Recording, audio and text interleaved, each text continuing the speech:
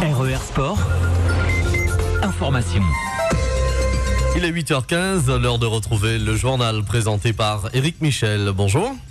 Bonjour à tous. Patrons et syndicats se sont rencontrés hier avec comme ordre du jour la prime COSPAR versée aux bas salaires depuis 2009 après des mouvements sociaux et qui s'achève le 15 décembre prochain. Les syndicats réclament la pérennisation du dispositif et un accord régional interprofessionnel. Les patrons, eux, mettent en avant leurs difficultés actuelles et appellent à des négociations entreprise par entreprise.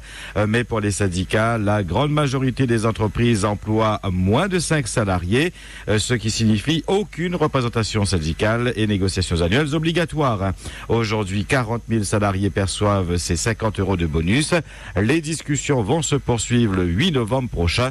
En attendant, les participants à la première réunion ont adressé un courrier à l'État pour disposer de données chiffrées afin de mesurer la portée du dispositif et les conséquences pour les entreprises locales. Manifestation des agriculteurs de la CGPER hier devant les locaux de la DAF à l'occasion de la commission départementale d'orientation agricole. Réunion qui a dû être reportée. Les manifestants emmenés par Jean-Yves Minacci demandent le versement d'indemnisation en raison de l'actuelle sécheresse.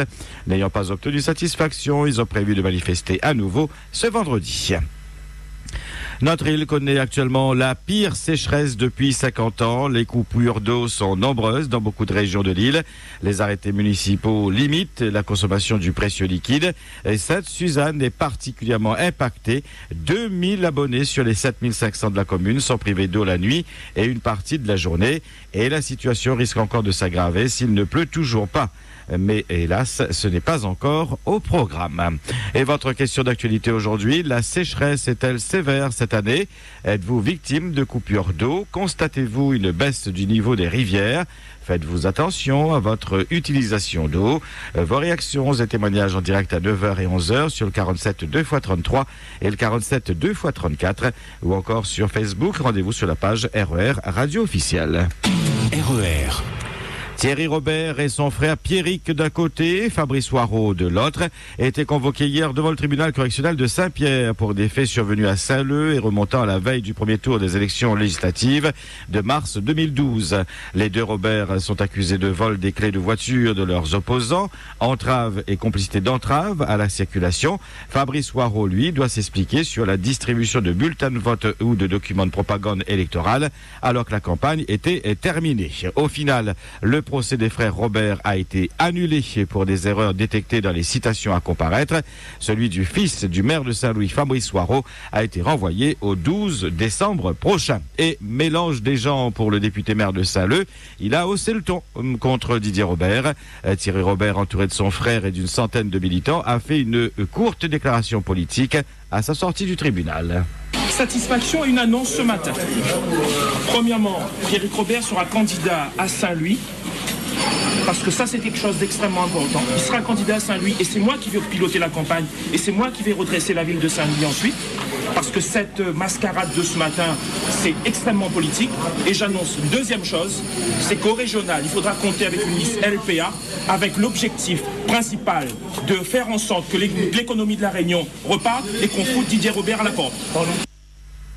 On ne voit pas bien le rapport, sauf à penser que Didier Robert est responsable des déboires judiciaires de Thierry Robert. RER. Le secteur de Bassalapé à Brapanon en proie une nouvelle fois aux flammes hier. Un nouveau feu de végétation s'est déclaré en fin de matinée dans une zone difficile d'accès. Un hélicoptère bombardier d'eau, le Dash 8 et des pompiers venant de plusieurs casernes ont été mobilisés. Le Dash a dû faire plusieurs largages d'eau et de produits retardants. La zone a dû être évacuée une nouvelle fois en 2 jours pour des raisons de sécurité. 4 hectares de végétation sont partis en fumée. À Saint-Benoît, les pompiers ont dû également lutter contre un violent feu de canne à Beauvallon. Des renforts sont venus de toute l'île. 7 hectares ont été brûlés. Saint-André aussi a connu un feu de canne dans le secteur de Terre-Rouge. Plusieurs hectares ont été détruits. RER. Football, nouvelle défaite de Marseille hier soir en Ligue des Champions. Elle s'est inclinée 2-0 face à l'équipe de Naples. Dernier de son groupe, l'OM n'a plus d'espoir de se retrouver en 8e de finale. Ce soir, c'est le PSG qui entre en scène. Les Parisiens affrontent Anderlecht. Un match à haut risque. Les autorités belges sont en alerte. Les hooligans des deux camps ont annoncé qu'ils veulent en découdre. Match à suivre en direct à 23h sur RER Sport avec RMC Sport. RER. C'est la fin de ce 5-8. Merci à tous de votre fidélité et bon mercredi. RER Sport.